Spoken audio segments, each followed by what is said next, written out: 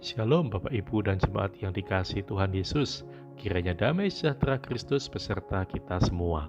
Marilah kita tetap bertumbuh dalam anugerah-Nya dan dalam pengenalan akan Kristus sebagai Tuhan dan Juru Selamat kita. Selamat mengikuti renungan firman Tuhan hari ini melalui versi audio. Tuhan Yesus memberkati. Renungan hari ini Sabtu 1 Mei 2021 berjudul Allah yang Pegang.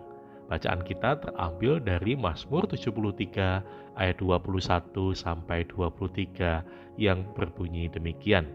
Ketika hatiku merasa pahit dan buah pinggangku menusuk-nusuk rasanya, aku dungu dan tidak mengerti, seperti hewan aku di dekatmu, tetapi aku tetap di dekatmu, engkau memegang tangan kananku. Pada tahun 1932, Thomas Dorsey, seorang pianis, penyanyi, dan penulis lagu Kristen, mengalami peristiwa yang membuatnya sangat-sangat terpukul.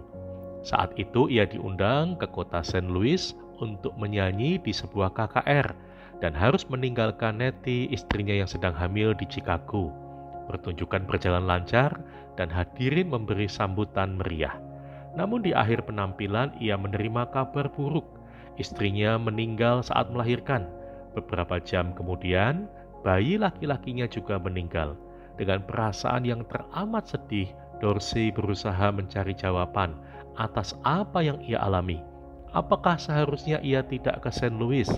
Mengapa Allah telah berlaku tidak adil? Beberapa hari kemudian, sepeninggal Nettie, Dorsey duduk di pianonya. Ketika mulai memainkan piano, Dorsey merasakan kedamaian dan kedekatan dengan Allah yang mendorongnya untuk menyanyikan sebuah lagu baru. Ya Tuhanku, peganglah tanganku, tuntunlah aku, tolonglah aku untuk tetap bertahan.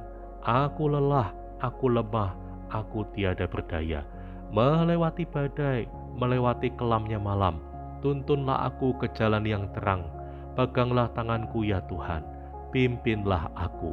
Itulah lagu yang berjudul Take My Hand, Precious Lord yang ditulisnya, yang masih dinyanyikan sampai sekarang dan memberi kekuatan kepada banyak orang yang sedang dalam pergumulan yang berat.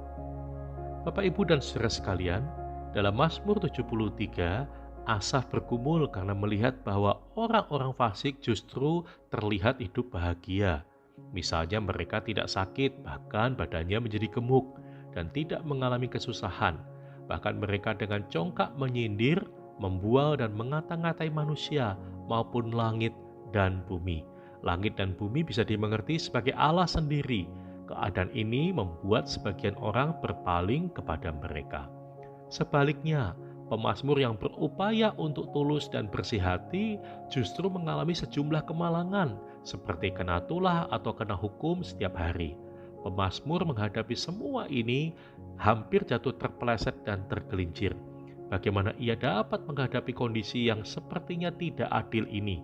Yang pertama adalah ia berhasil melihat bahwa pada akhirnya orang fasik sekalipun dalam dunia sepertinya hidup dengan nikmat, tetapi pada akhirnya mereka semua akan binasa.